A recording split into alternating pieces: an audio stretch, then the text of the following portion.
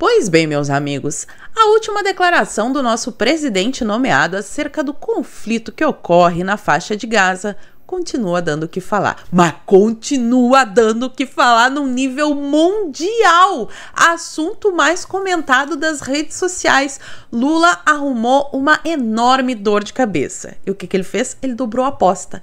Dobrou a aposta. Tem confusão envolvendo o chanceler israelense, o embaixador do Brasil, parece que vai voltar ao Brasil, uma loucura. No meio disso tudo, temos a grande mídia e seus jornalistas empoderados, todos trabalhados no contorcionismo para tentar ou desviar o foco desse assunto, ou então fazer aquela crítica marota que sempre vem acompanhada de um mas. Eles criticam, mas não criticam, aquele joguinho. Quero mostrar todos esses detalhes para vocês. Vou falar também sobre a manifestação do dia 25, que com tudo isso que está acontecendo, ganhou um ingrediente extra e pode ser ainda maior do que já seria. No meio dessa história toda, Xande ficou com ciúmes. Ficou com ciúmes e tentou roubar o brilho do dia, mas não conseguiu. Tanto que essa pauta a gente vai comentar lá pro finzinho do vídeo.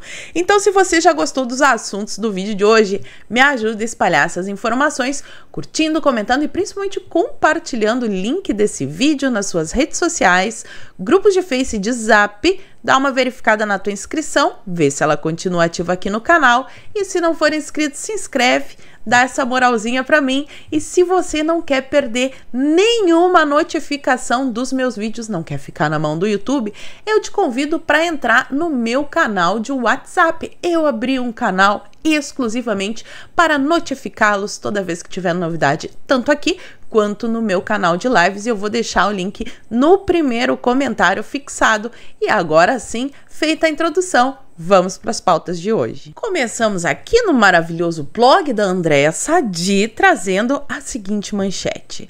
Fala de Lula sobre o Holocausto foi o terceiro assunto político mais comentado em redes sociais desde 2023, diz a Quaest. 90% das postagens foram críticas, e eu vou repetir porque isso é música para meus ouvidos. 90% das postagens foram críticas, mas, o maravilhoso mas. O movimento não foi orgânico. Conseguiram resgatar a narrativa do robô. Vai vendo, Brasil. Não foi orgânico e sim coordenado por oposição, segundo o Felipe Nunes, que é o especialista empoderado. Operação contra Bolsonaro e 8 de fevereiro tiveram mais repercussão. E aí, no vídeo, esse pesquisador aí da Quaest justifica que como as pessoas falavam sobre o mesmo assunto, usavam as mesmas palavras, era algo coordenado. Era algo coordenado, a estratégia dos robôs, o gabinete do blá blá blá e tudo aquilo, toda a ladainha que vocês já conhecem muito bem. Outra notícia interessante, aqui começa a treta, e é uma treta séria, seríssima. Israel declara Lula persona non grata após a comparação com o Holocausto lá do bigodinho da Alemanha.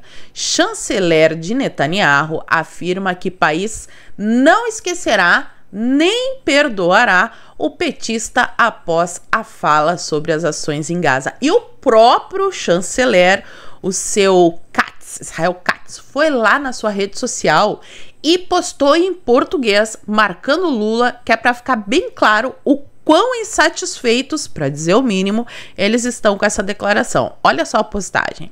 Esta manhã convoquei o embaixador do Brasil em Israel para o Museu do Holocausto.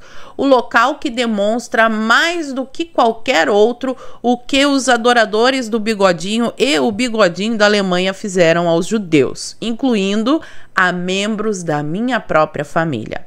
A comparação do presidente @LulaOficial, marcando que é para ele ver bem, escreveu em português, se ele soubesse, né, que nem português direito Lula fala, mas enfim.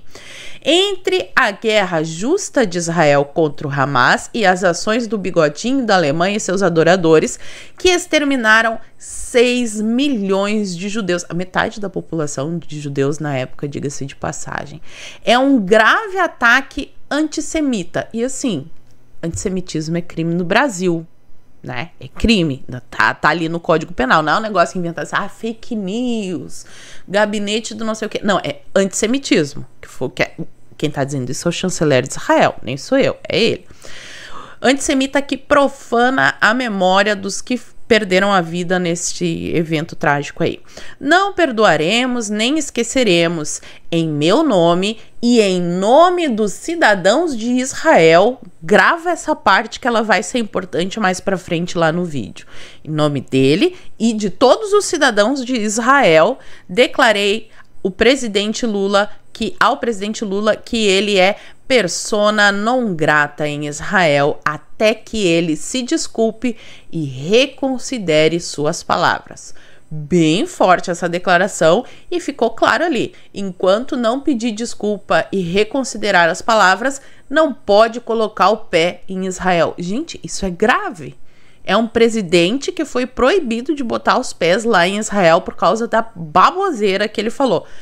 E aí, aqui tá a foto que eu tirei esse print pra vocês, que é o chanceler, que é esse que tá com um papelzinho na mão, e do lado dele é o embaixador do Brasil em Israel, na tal visita pra tomar a reprimenda. E a reprimenda deve ter sido bem forte, porque olha ali a cara de susto do pobre do embaixador que tomou sem ter a culpa, né? Quem falou foi o Lula, o pobre do embaixador se ferrou graças ao Lula. Não satisfeito, o chanceler volta às suas redes sociais e faz outra postagem, dessa vez usando ali as cobrinhas que a gente não sabe ler, mas eu peguei a tradução no Google. Não nos curvaremos até que o presidente brasileiro @LulaOficial, e marca de novo o Lula aqui, peça desculpas e retire o incitamento antissemita que lançou contra o povo judeu e Israel. Guarda de novo, povo judeu, 2 vezes ele fala isso. Ele será uma persona non grata no Estado de Israel. E aí nós começamos com ele, sempre maravilhoso, Otávio Guedes do Globo News, sacando o seu pano da gaveta para comentar. Olha o enfoque que o jornalista da Globo dá. Na diplomacia, nada é por acaso, é tudo muito estudado. Expor o diplomata desta maneira é humilhação. O que o Lula fez não é humilhação. Como o Lula fez, tá tudo certo. O problema é o chanceler israelense ter tomado uma atitude mais drástica.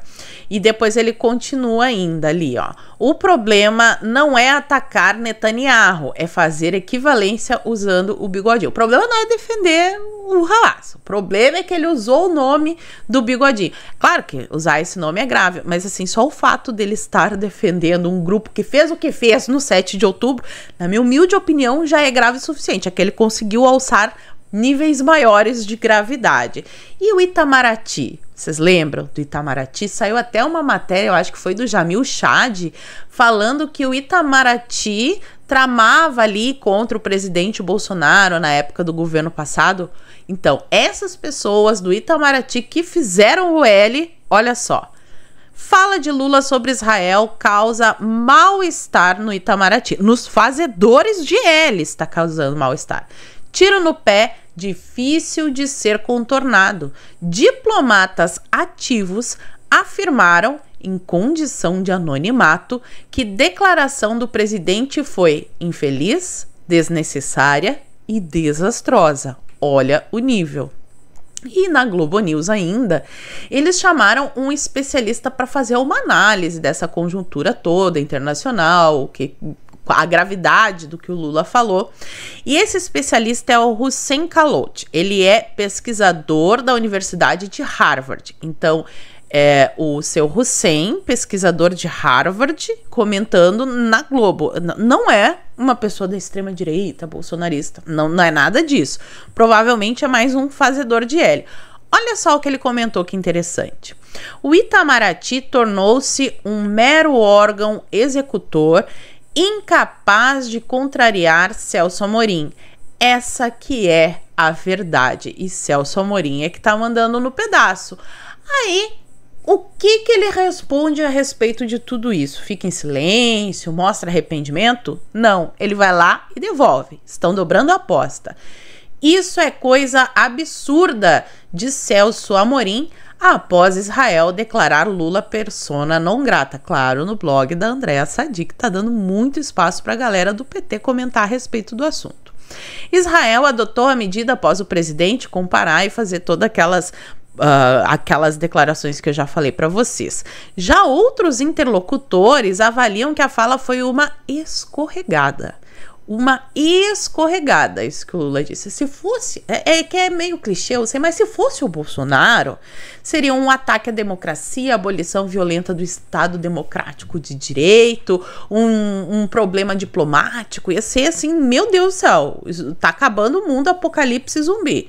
Mas como é o Lula, foi uma escorregada. Não é o que tá parecendo acharem os israelitas. Enfim, mas quem é o Celso Amorim? Esta pessoa super imparcial, maravilhosa, que está conduzindo a política externa de nosso país. Matéria da Gazeta do Povo. Celso Amorim assinou o prefácio de livro que exalta o lado diplomático do Hamas. A gente viu a diplomacia, toda a diplomacia deles em ação no dia 7 de outubro. Todo o mundo viu e ficou chocado. Aí vamos aqui para a Mônica Bregamo. A Mônica Bregamo vai falar sobre o que aconteceu a respeito dessa história do embaixador do Brasil lá em Israel. Lula chama o embaixador do Brasil em Israel de volta para consultas. Medida é uma resposta ao fato de o governo de Benjamin Netanyahu ter convocado o diplomata para uma reprimenda. E eu vi muita gente falando que é definitivo, mas não é. Presta atenção no texto, ó. O embaixador do Brasil em Tel Aviv, Frederico Meyer, foi chamado de volta ao país por Lula para consultas. Inicialmente é para consultas. A embaixada brasileira agora ficará temporariamente liderada por um encarregado de negócios. A medida é tomada quando um país quer explicitar contrariedade com os atos de outra nação.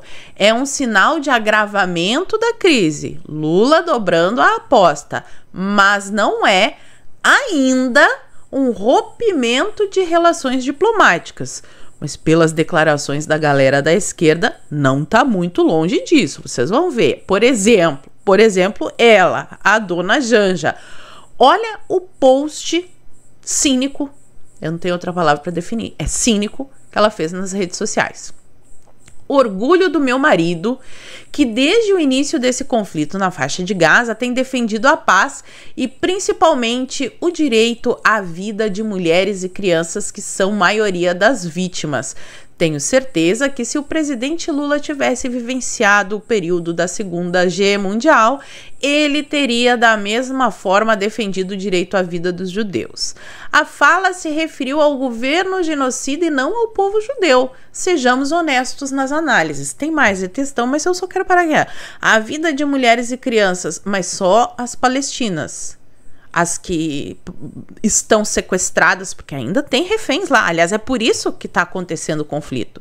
Porque Israel quer resgatar os reféns que foram levados pelo Hamas. Fora o tanto de pessoas que queimaram viva, bebê jogado no forno, arrancaram o olho de filho na frente da mãe. Negócio assim, cena de filme de horror. Sobre isso, nenhuma palavra. E é impressão minha... ou ela tá chamando o chanceler de desonesto? Porque o chanceler deixou bem claro que ele estava falando em nome dele e do povo judeu.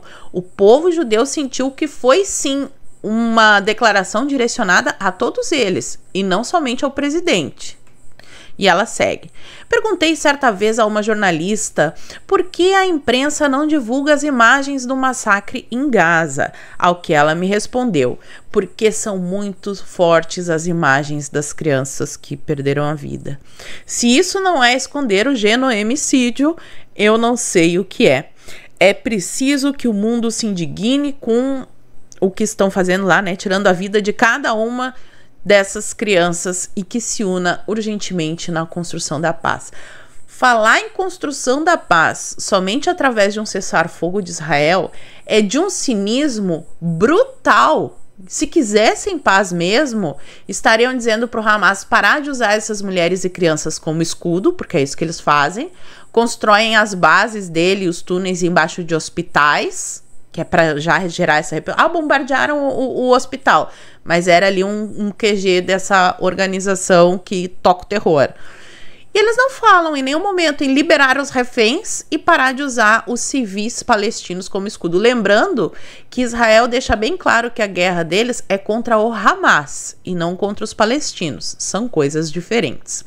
E de quebra, o Lula compra briga com os evangélicos. Há pouco tempo atrás, acho que foi em dezembro, eu postei até um print nas minhas redes sociais, o Lula estava falando sobre a necessidade de ele se aproximar dessa galera evangélica, pois esquece, Lula, esquece a ira de líderes evangélicos com a fala de Lula sobre Israel.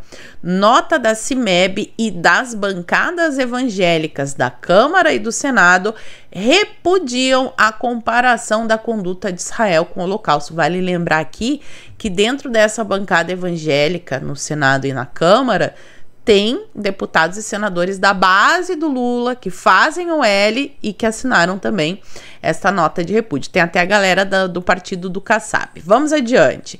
Essa análise aqui do especialista é sensacional. Fala de Lula sobre o Holocausto é problemática. E pode enfraquecer o governo. Presidente usa política externa para fidelizar sua base, mas saldo de declaração é incerto. E quem está fazendo essa análise é Guilherme Casarões, e ele é cientista político. Tem diploma, pessoa letrada, Fundação Getúlio Vargas e também nos Estados Unidos, uma pessoa que estudou, uma pessoa culta. O que ele diz? Em coletiva em Addis Abeba, onde participou da reunião da União Africana, o presidente Lula, do PT, comparou o massacre em curso na faixa de Gaza ao Holocausto. Fez bem em reconhecer que a violência contra palestinos é intolerável. Em nenhum momento eles falam sobre o que aconteceu lá na rave. Parece assim que um dia Israel acordou, os israelitas acordaram, vamos atacar ali na faixa de Gaza. E não foi assim que aconteceu. Teve um episódio que gerou tudo isso, que nunca é mencionado pela galera da esquerda. Então ele faz bem em reconhecer, mas optou por uma analogia problemática. O problema foi ter citado o bigodinho da Alemanha. Porque o presidente, após ter chamado a ação israelense de genoemicídio em sua fala, retomou o assunto para evocar a barbárie do bigodinho da Alemanha contra os judeus. E isso, assim, me deixa triste, porque é uma pessoa que era para ter uma cultura melhorzinha e saber que o próprio uso da palavra genoemicídio já é desmerecer o que aconteceu. E a esquerda tem feito isso direto, em especial depois do período de pandemia. A palavra genocídio, ela foi inventada para nomear aquele horror que aconteceu com os judeus na Segunda Guerra. Porque não havia uma palavra para nomear aquilo. Então, pegar esse termo e ficar usando para qualquer adversário político, assim como eles fazem com a palavra nazi, com a palavra face, já é, assim, esvaziar de sentido, né? Já deveriam ficar indignados. Mas, enfim, né? É o máximo da cultura que a gente chega aqui. E aí, nas suas redes sociais, ele foi lá postar todo orgulhoso: a minha contribuição na Folha sobre a fala do Lula. Se é verdade que falar do Holocausto é uma forma de chamar atenção para a crítica brasileira, é também verdade que a analogia serve aos interesses de quem quer desqualificar Lula a qualquer custo. O problema não é o que o Lula falou. O problema é que vão usar isso para desqualificar o Lula. Não é ele próprio que se desqualifica pelo que ele pensa e pelo que ele fala. São os outros que fazem isso. E aí ele continua.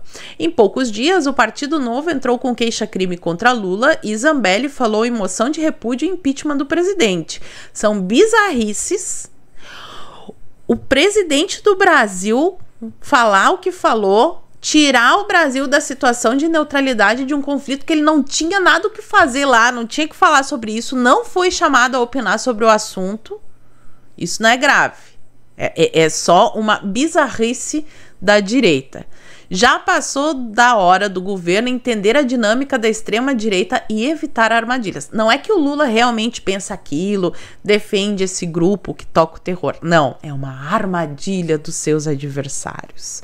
E por falar em volta dos trabalhos e enfraquecer o governo, além de toda essa crise que está acontecendo agora, que foi um fator imprevisto, já havia ali um clima de hostilidade, porque a oposição vai voltar do recesso de carnaval mirando 2 ministros de Lula, a saber, o Lewandowski, por causa da fuga que aconteceu no presídio de segurança máxima, e a Anísia Trindade, que tem várias explicações a dar, e lembrando aqui que Anísia Trindade tem uma especial rivalidade com o Lira, porque quem queria o Ministério da Saúde era o Lira. Aliás, por falar em Lira, o Lira também está revoltado.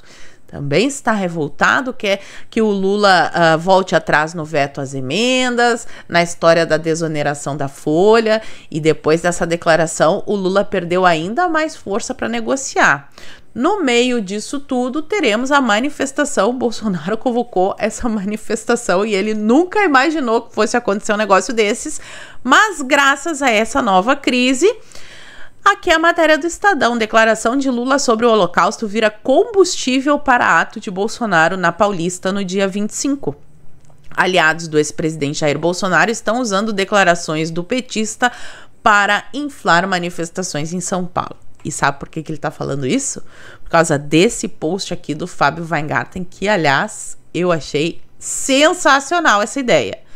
Vou sugerir ao pastor Malafaia e ao presidente Jair Bolsonaro que convidem o embaixador de Israel para nosso ato na Paulista no próximo dia 25 de fevereiro em São Paulo.